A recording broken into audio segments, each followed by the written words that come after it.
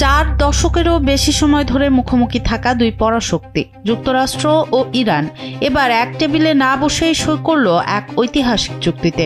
British সংবাদ মাধ্যম বিবিসির প্রতিবেদনে এ তথ্য জানানো হয়। ফ্রান্সের প্রেসিডেন্ট ইমানুয়েল ম্যাক্রোর প্রকাশ করা ভিডিওতে ধরা পড়েছে ট্রাম্পের চুক্তি স্বাক্ষরের সেই মুহূর্তটি।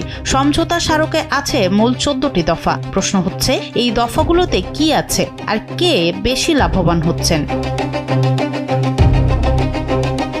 দীর্ঘ গোপনীয়তা ভেঙে হোয়াইট হাউসের প্রকাশ করা 14 দফার এই দলিলের প্রধান চমক লেবানন সহ সব ফ্রন্টে যুদ্ধ ও সামরিক অভিযান অবিলম্বে এবং স্থায়ীভাবে বন্ধ ঘোষণা, একে অপরের সার্বভৌমত্ব ও অভ্যন্তরীণ বিষয়ে হস্তক্ষেপ না করার পাশাপাশি চুক্তির 30 দিনের মধ্যে আমেরিকা তার নৌ অবরোধ পুরোপুরি তুলে নেবে।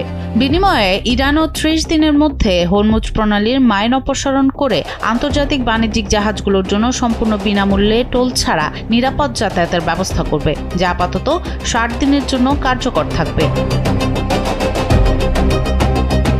তবে কূটনীতির আসল মারপ্যাচ রয়েছে পারমাণবিক ও আর্থিক শর্তে। ফাঁস হওয়া খসড়াকে পেছনে ফেলে অফিসিয়াল টেক্সটে স্পষ্ট করা হয়েছে, ইরান কোনো পারমাণবিক অস্ত্র তৈরি করবে না, আর IAEA এর সরাসরি তত্ত্বাবধানে উচ্চ সমৃদ্ধ ইউরেনিয়ামের মজুদ অনসাইটে নিষ্ক্রিয় করতে হবে।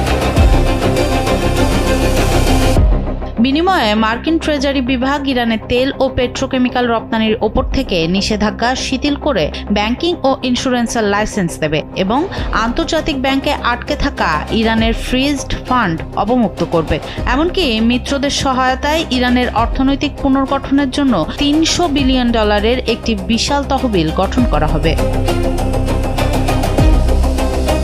তাহলে কার ঝুলিতে কত লাভ? পশ্চিমাদের জন্য সবচেয়ে বড় স্বস্তি হলো হরমুজ প্রণালী আবার সচল হওয়া, যার ফলে বিশ্ববাজারে জ্বালানি তেলের দাম নিয়ন্ত্রণে আসবে এবং বৈশ্বিক অর্থনীতি স্থিতিশীল হবে। এছাড়া লেবানন সহ সব ফ্রন্টে যুদ্ধ বন্ধ হওয়ায় মধ্যপ্রাচ্যে মার্কিন মিত্রদের নিরাপত্তা নিশ্চিত হচ্ছে। সবচেয়ে গুরুত্বপূর্ণ বিষয় হলো IAEA এর সরাসরি নজরদারিতে ইরানের ইউরেনিয়াম মজুদ ধ্বংস করার প্রতিশ্রুতি পাওয়ায় মার্কিন প্রশাসন ইরানের পারমাণবিক সক্ষমতার উপর একটি বড় লাগাম টানতে সক্ষম হলো। দীর্ঘদিনের অর্থনৈতিক অবরুদ্ধ দশা থেকে ইরানের মুক্তির পথ তৈরি হলো। মার্কিন নৌ অবরোধ উঠে যাওয়া, তেল রপ্তানির সুযোগ পাওয়া এবং আন্তর্জাতিক ব্যাংকে আটকে থাকা বিলিয়ন বিলিয়ন ডলারের ফ্রিজড ফান্ড ফেরত পাওয়ার ফলে ইরানের ধসে পড়া অর্থনীতি আবার চাঙ্গা হবে। এর উপর দেশের অর্থনৈতিক পুনর্গঠনের জন্য $300 বিলিয়ন বিশাল বৈশ্বিক তহবিল পাওয়ার বিষয়টি ইরানের জন্য এক অভাবনীয় কৌশলগত ও অর্থনৈতিক বিজয়। সনম সিদ্দিকী, কালবেলা।